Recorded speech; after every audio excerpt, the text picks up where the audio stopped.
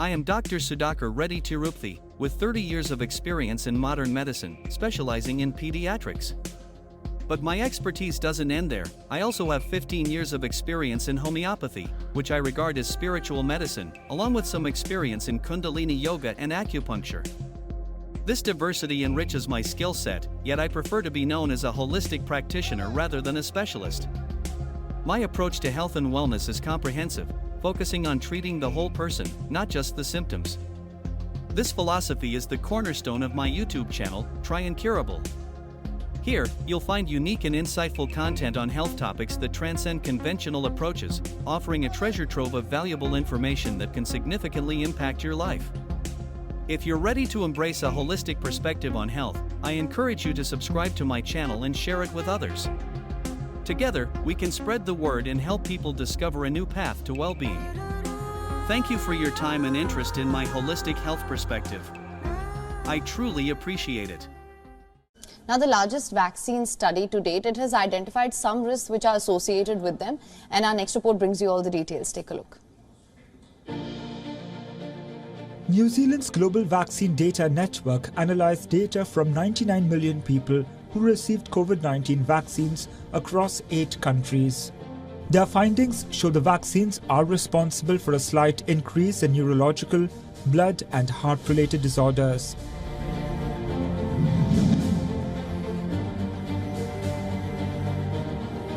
The research says 3 doses of Pfizer, BioNTech and Moderna's mRNA vaccines could trigger myocarditis, a rare condition of heart inflammation. A 3rd dose of AstraZeneca vaccine increased the risk of another heart condition, pericarditis, 6.9-fold. The 1st and 4th dose of Moderna increased the risk 1.7-fold and 2.6-fold respectively. Those who took the AstraZeneca shots had a greater risk of developing a rare neurological disorder, Guillain-Barré syndrome. They also had a 3.2 times increased risk of getting blood clots. The Moderna vaccine increased the risk 3.8 times of the neurological disorder, acute disseminated encephalomyelitis. For AstraZeneca's vaccine users, there was a 2.2-fold increased risk of the disorder. The article titled COVID-19 Vaccines and Adverse Events of Special Interest in 99 Million Vaccinated People was published in Science Direct on February 12, 2024. It encompasses a study conducted across various countries, including Argentina, Australia, Canada, Denmark, Finland, France, New Zealand, and Scotland, while India was not included. The study period extended from December 2020 to August 2023. A significant observation emerged after the identification of thrombosis with thrombocytopenia as a safety concern, which led to the suspension of the AstraZeneca COVID-19 vaccine in Denmark and Norway on March 11, 2021. Notably, the same vaccine is produced by the Serum Institute of India under the name Covishield.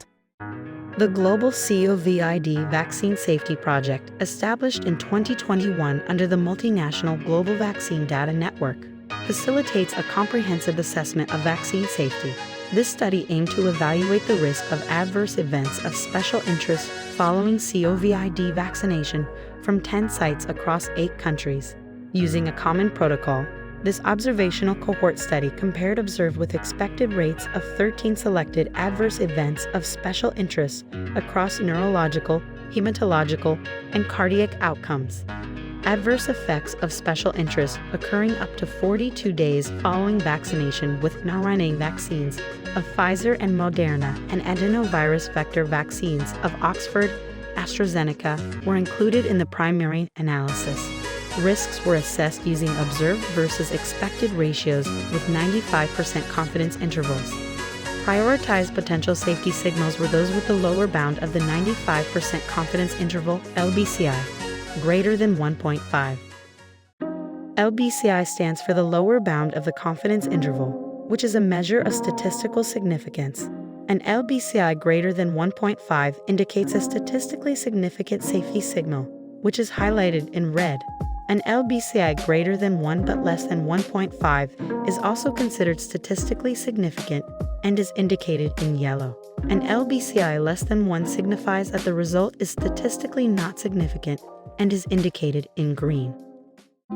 Neurological conditions observed following vaccination include Guillain-Barré syndrome, transverse myelitis, which means inflammation of the spinal cord, Bell's palsy, acute disseminated encephalomyelitis, and febrile and general seizures. Of these, the more significant were Guillain-Barré syndrome and acute disseminated encephalomyelitis, indicating inflammation of the brain and spinal cord. Hematological complications observed were cerebral venous sinus thrombosis, which is more predominant, thrombocytopenia, idiopathic thrombocytopenia, pulmonary embolism, and splanchnic vein thrombosis. Cardiovascular complications observed were myocarditis and pericarditis. This study reports solely on rare and serious incidents, overlooking the more frequent yet less severe cases, thus revealing only the tip of the iceberg. When it comes to vaccine versus COVID headlines, there's a tendency to minimize the reality, a trend pervasive in both our society and healthcare system, where the focus is predominantly on uncommon occurrences. According to the CDC, 6% of Americans have experienced long COVID. Meanwhile, millions are vocally expressing that post-vaccination, they've encountered not just the minor symptoms discussed in this article, but significant impairments to their daily activities. These include symptoms such as weakness, diminished energy, increased fatigue, chest heaviness, persistent headaches, brain fog, neuropathy, new onset of cardiac arrhythmias, structural heart damage, and autoimmune diseases.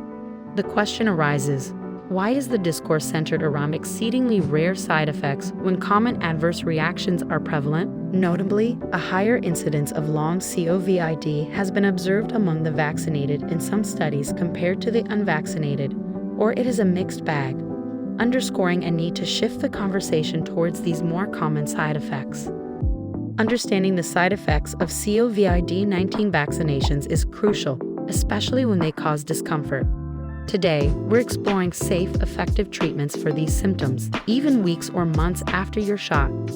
Remember, these solutions aim to ease your concerns, not amplify them. It's crucial to recognize that some individuals may experience side effects.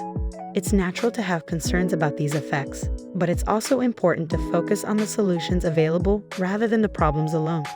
There are powerful medicines and treatments in development capable of addressing and potentially nullifying the adverse effects of vaccination. These promising treatments offer a glimmer of hope to those who have experienced side effects. In my practice, we've seen firsthand the positive impact these treatments can have on individuals' lives, offering tangible examples of recovery and hope.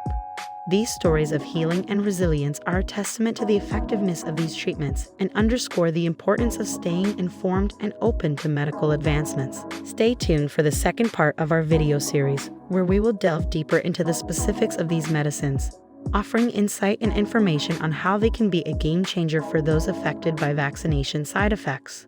Subscribing to our channel ensures you won't miss this vital information. Together, let's navigate the complexities of COVID-19 with knowledge, understanding, and hope.